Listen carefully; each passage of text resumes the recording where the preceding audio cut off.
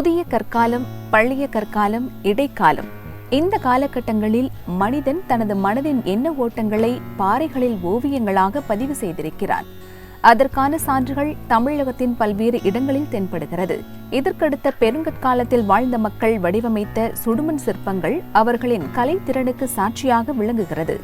அக்காலத்தில் இறந்தவர்களின் உடலை கிணறு வடிவ புதைக்குழியில் புதைத்து அந்த உடலுடன் இந்த சுடுமண் சிற்பங்களையும் போட்டு வைக்கும் வழக்கம் இருந்துள்ளது.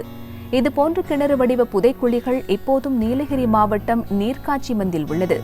அங்கிருந்து கண்டெடுக்கப்பட்ட விலங்கு உருவங்கள், சிறிய ரக பானை போன்ற சுடுமண் சிற்பங்கள் பழங்கால வரலாற்றை இன்றைய தலைமுறையினர் அறிந்து கொள்ள உதவுகிறது.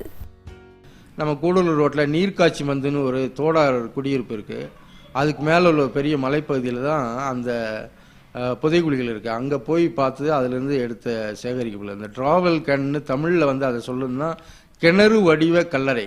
தரை மட்டத்திலிருந்து அந்த கல்லறை ஒரு 1.5 மீட்டர் ஹைட்டில் இருக்கும்.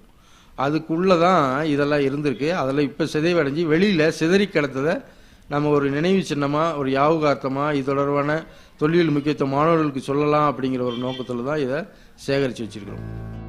1873ஆம் ஆண்டில் நீலகிரி மாவட்டத்தின் முதல் நகராட்சி ஆணையாளராக இருந்த J.W. பிரிக்ஸ் மேற்கொண்ட தொல்லியல் ஆராய்ச்சியில் கிடைத்த பெருங்கற்கால சுடுமண் சிற்பங்கள் சென்னை, லண்டன் அருங்காட்சியகங்களில் காட்சிப்படுத்தப்பட்டுள்ளது. நீலகிரி மாவட்டத்தில் உள்ள தொல்லியல் துறையிலும் இந்த சுடுமண் சிற்பங்கள் வைக்கப்பட்டுள்ளன.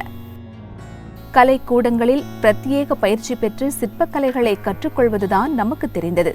ஆனால் பழங்காலத்தில் எந்த பயிற்சியும் இல்லாமல் அந்த கலையை கண்டுபிடித்து வடிவமைத்த நம் மக்களின் கலைத்திறன் நம்மை வியக்க வைக்கிறது.